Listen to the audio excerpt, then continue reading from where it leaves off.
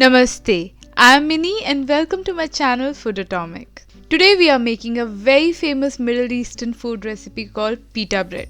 If you are new to my channel, I make vegan recipes with step-by-step instructions, and if you want to see more of these videos, please go ahead and subscribe. These are the ingredients we would need for the preparation of pita bread. I have also listed them in the description section. Let's start with the yeast activation process. To a bowl, add some warm water. And now we are going to add 1 tablespoon of sugar. I'm using brown sugar. Mix it well with the water until it dissolves.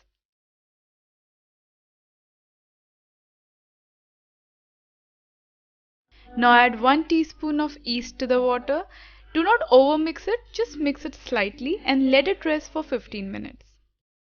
I have fast forwarded the video here so you can see the fast forwarded version of yeast getting activated. It's a beautiful little process.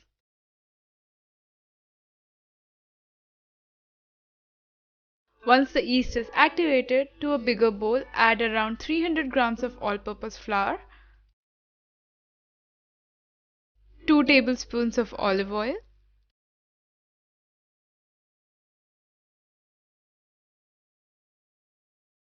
1 teaspoon of salt, and finally the activated yeast water. Now mix everything till they are well combined.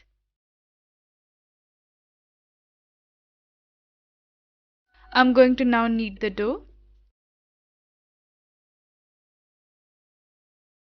I prefer doing this on a flatter surface. You would always know once the dough is well done, so it might take you around 12 to 15 minutes, and you can add occasionally some water or some dry flour as per the need.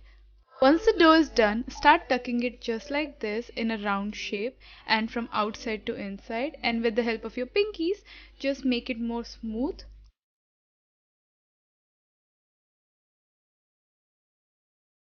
Now to the same bowl, add around 1 to 2 teaspoons of olive oil and brush it across the bowl evenly. Place the dough inside the bowl and apply the olive oil across it. Then cover the bowl with a wrap or a plate or even towel and let it rest for 1 to 2 hours until the dough becomes double in size. After 2 hours, you can see that the dough has become double in size and it is so puffy and it looks so soft.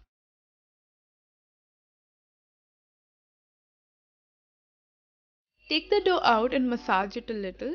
Now arrange it in a rough rectangular shape. Add some dry flour if you need, if you feel that it is too sticky.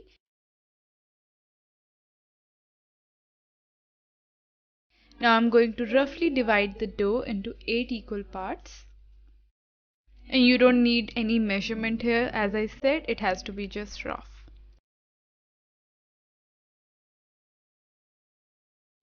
Now we are going to make individual balls out of these dough pieces. So start tucking them how you tucked the dough in the initial stage, from outside to inside. You can even roll them into a ball, but this is the more standard way of doing it. Repeat the same for the rest of the dough pieces. Like I said, just start tucking them, pulling it from outside towards inside at the bottom, and there you go. Once done, cover them using a towel or a food wrap and let it rest for about 30 to 45 minutes. After 30 minutes, you can see that the balls have become a little bit bigger in size. Now we are going to roll them out in a circular form. So press them first of all like this on a flatter surface, apply some dry flour, and then now we are going to roll them in a round shape. You can use a bottle as well if you do not have a rolling pin at home. Do not roll them too thin or too thick. They have to be in a medium size to have a very good pita pocket. If you are planning to roll few of the pita bread later, I would suggest you to cover them, otherwise they will dry out.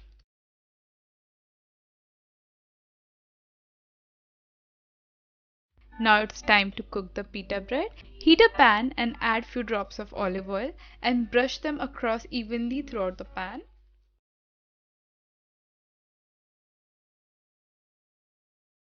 Once the pan is very hot, go ahead and add the pita bread on top of the pan and switch the heat to medium. Let it cook for 2 to 3 minutes, and when you see these kind of air or air pockets coming up, go ahead and flip the pita bread. See how gorgeous it looks from this side. Show you the other view.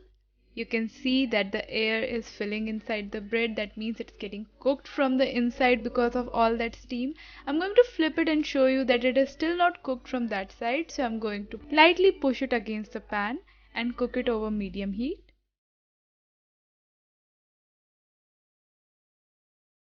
And the pita bread is ready, and it looks amazing and it smells amazing.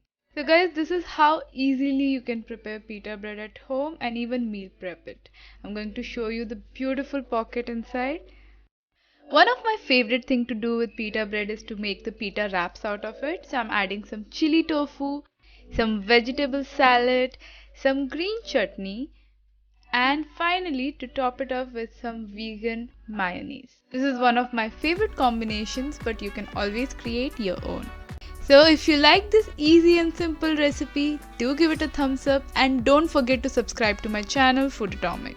So do try this at home and let me know your feedback in the comment section, and also if you want me to create any of your non-vegan recipes into a vegan version, and I would definitely give it a try. So guys, I'll see you soon with another interesting vegan recipe.